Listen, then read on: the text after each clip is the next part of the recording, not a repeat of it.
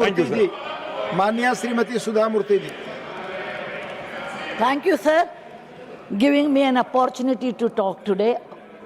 I would like to congratulate Madam Nirmala ji giving consecutive 9th budget. As an Indian, I'm very happy. As a woman, I'm very proud about that. Sir, I want to take the a few things in the budget. She has given a lot of sanctions in the culture division, archaeology and culture, and development in that. I want to take the project Mausam forward. I request our archaeology department through this budget to have a conference of 39 countries in the particular place, Puri or Konark, where once upon a time people used to travel. We can call all 39 countries ambassadors or high commissioners. We can call all archaeology people from respective country, hold a conference which will showcase India's culture and what is India's cultural effect on their countries and what we have learned from those countries. We should come out with a proper document. This document should be used for research, to be introduced in college so that people should know what the trade routes were once upon a time and what we learned from that. This is one. Second thing is I'm very happy about the she market because women require a market, but with certain conditions. It should be number one, self-sustainable. Number two, you should be in an area which is well lit. There should be enough space for lactating mothers and pregnant women. Number three, it should be in the easily approachable area so that you will get a lot more people to buy, and it should be convenient for women to come and do their business. The infrastructure she has increased by 1 lakh crore. I'm extremely happy. Sir, hostels, what she has asked to build per district is really important because I know what it is for a woman without a toilet. It makes a great difference for women if they have their own hostels. Most importantly, sir, I want to tell a story today how India has changed with a good budget, with a confidence budget, with a great leader, and this is a true incident. It is not a story as such. In 1979, sir, first time I traveled to America. It was my first travel by air and going to a different country. I got down in Boston, and there was a visa and custom officer. I was the last in the queue. They were winding up, and I stood in a queue, and when my turn came, they were tired probably. He asked me following questions. Number one, why have you come to this country? When are you returning? What's your husband's salary? How long you want to stay in this country? How much dollars do you have? Do you have the return ticket? It was a difficult question for a young girl of 28 years old, first time coming out of country. I answered all the questions and he checked my return ticket. Then I said, I want 6 months visa. Then he said, no, you will get only 3 months visa. He stamped it and he did not give any explanation. Neither I had the courage to ask why only 3 months. I went to the custom officers. He looked from top to bottom and told me, lady, what are you wearing this kind of a huge material? I said, it's called sari, sir. He said, is it? Then he said, you're from which country? I told him, I'm from a country known as India. He said, oh, I know a little bit about that. Do you have snakes on the road? I said, no, only in the field. Is your father Maharaja? I said, no, he's a doctor. He asked me, how can you speak good English? I said, we have many languages in India, but English is the one also taught to us. Then he asked me, why have you come over here? It's a developed country. I said, my husband is working, so I have come here. Then he said, everybody is a magician there? I said, no, sir, there are very few people, magicians are there. We go and see their play. It is like anyone else. He looked as if I am from a different planet and looked down upon me heavily and told me to go and check my bag thoroughly. There was nothing to bring because I was also not well off to take something. I came out, I was holding my passport. I felt very sad. India, which has 5,000 years old history, a great civilization, and a great culture, and which has given zero to the world. All these things we have. And the way he treated me is I'm coming from somewhere with no culture, no money, or in a very different way. I met my husband, Mr. Murthy.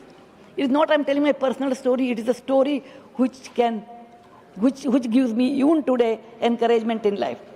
And I told him why these people are treating us. He said, people who know history can appreciate history. A common man or Aam Aadmi will appreciate your performance. If you perform well, the world appreciates. If you don't perform, people will neglect even though you have a great history. He said, we are young. That time, both of us were young. What we can do in our lifetime? Let us give something back to our country.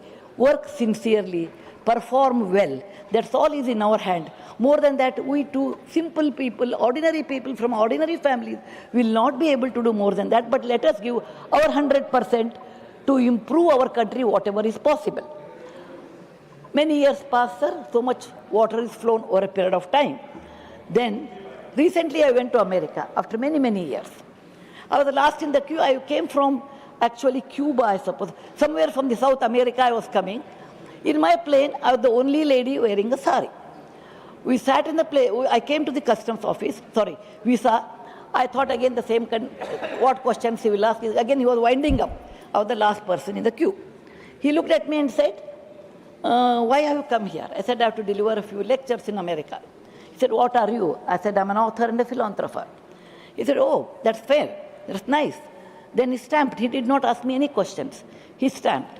When he stamped, I said, 3 months. I said, no, sir, I don't want 3 months. I will be here only for a week. Why are you stamping for 3 months? He said, jokingly said, oh, no problem. Ours is a great country. Welcome to America. See many more places. I was a little bit surprised. And when he was winding up, incidentally, he asked me, incidentally, ma'am, you're from which place? From India. I said, I'm from south of India by the name Karnataka, and that in Bangalore. He said, oh, you don't have to give explanation. Bangalore is famous for, it is the Silicon Valley of India. I know a lot of people from your country who are very good in software. They come from India and work here. So we are aware of Bangalore. And also joked, a day may come, we can use Bangalore as a verb, Bangalore. And he left. Then I went to customs office. And I thought he will ask me, what have you brought? Because I came from South America. He might search. He looked at me and said, oh, lady, we don't have to search anything for you. And you can go. And he was winding up and he came, we walked together. He said, can I ask you some more questions? I said, please do ask. He said, I observed India has changed. India has become different. He told me, you Indians are very enterprising. Lot of people are, unicorns have developed in India. And they do come for business here. I said, yes. Then he said, you Indians are very hardworking. I have never seen someone hardworking like this. Because on Sunday you go to a shop, all the shops are closed in America, but an Indian grocery shop is always opened. You are hardworking people. Number 3, you people help each other. You help each other a lot. Number 4, he said, on a lighter side, your food is excellent because you go to any place in America, you have an Indian restaurant and a Patel's motel. Then he said, more than that, you are law-abiding people. You are good people. So by this time we know what is India. And then he told me, I know India's diaspora. I attend Diwali, Holi, and Gujarati is Navratri. Or they say, now, he knows his own accent. And your people are so large-hearted, they call everyone. India is something different, which we never knew. And many of my friends do come to India, particularly for dental surgery, because getting in America, dental surgery takes time, it's expensive. India is much cheaper. I came out with my passport holding, Ghar wohi, Angan wohi, Jane sab kuch naya naya. What is that made India great in the last 10-15 years? What is that which made India great? The same person And it is my experience, without any bias I'm telling you. It is what is that made India great? It is the, sir, stable government, stable finance budget, bold budget, a great leader. A leader who is proud of Indian origin. A leader who respects India's culture. A leader who is not scared. A leader who believes Indian can make it. It's okay. My experience has taught me, no sir. comment, please. It is my own experience, without bias, I'm telling you. It has taught us a good leader, a good finance budget, and law-abiding people, we can make anything. There are hiccups, there are difficulties, there are pitfalls. Rome was not built in a day. So nothing will happen in one day. Nothing will happen in 1 year. It takes time. But we should have always faith for the benefit of the country, in good value system, and with our good budget, we can do, sir. This is my unbiased opinion. I'm a nominated person. For me, truth and truth alone stands. Thank you very much, sir. Jai Hind, Vande Mataram.